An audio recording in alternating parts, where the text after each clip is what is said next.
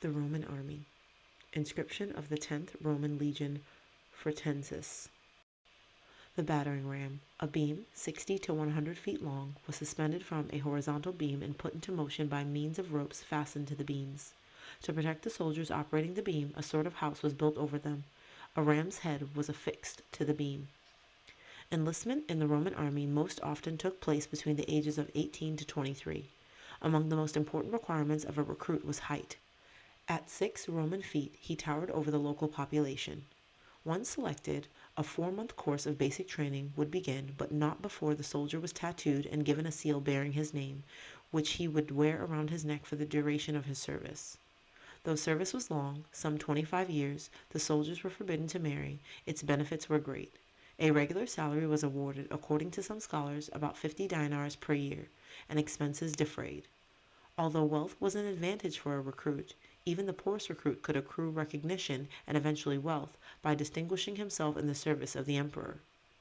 A Roman legion, numbering between 7 to 10 cohorts, 3,500 to 6,000 men, had been stationed near Jerusalem since 35 BCE, sent in by Antony to quell another of the seemingly endless uprisings by the Hasmoneans, this time by Antigonus's sister.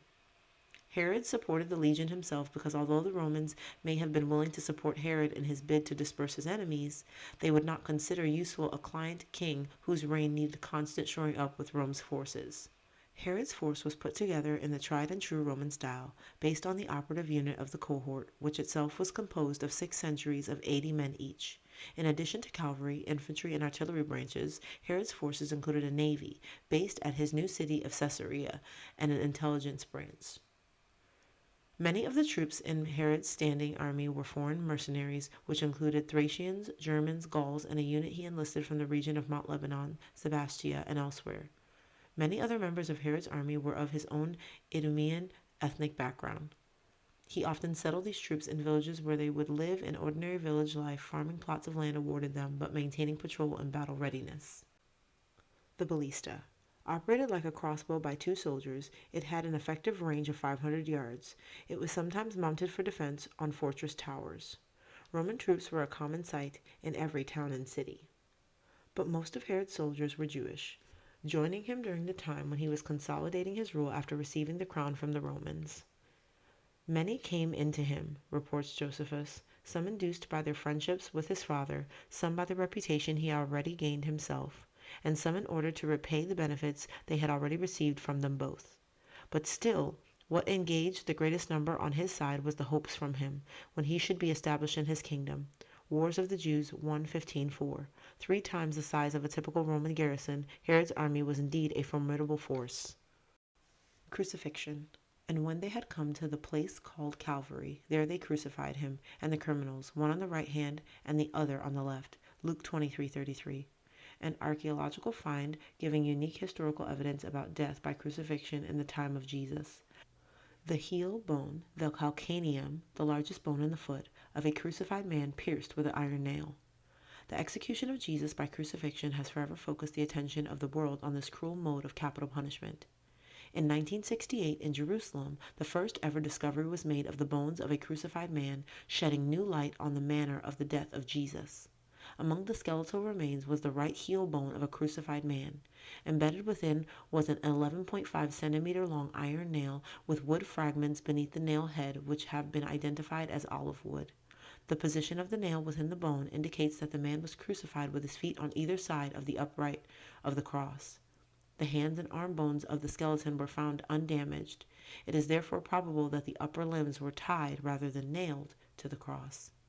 Death by crucifixion, probably the hanging on a tree mentioned in Deuteronomy 21:23, was so cruel that hanging by the neck may have been introduced later as a more humane form of execution.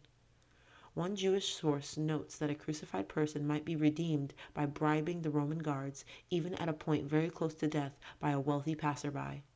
This would indicate that the crucified person could remain alive for a long time. Medications were sometimes administered to ease pain, such as the soporific myrrh, Mark 15:23.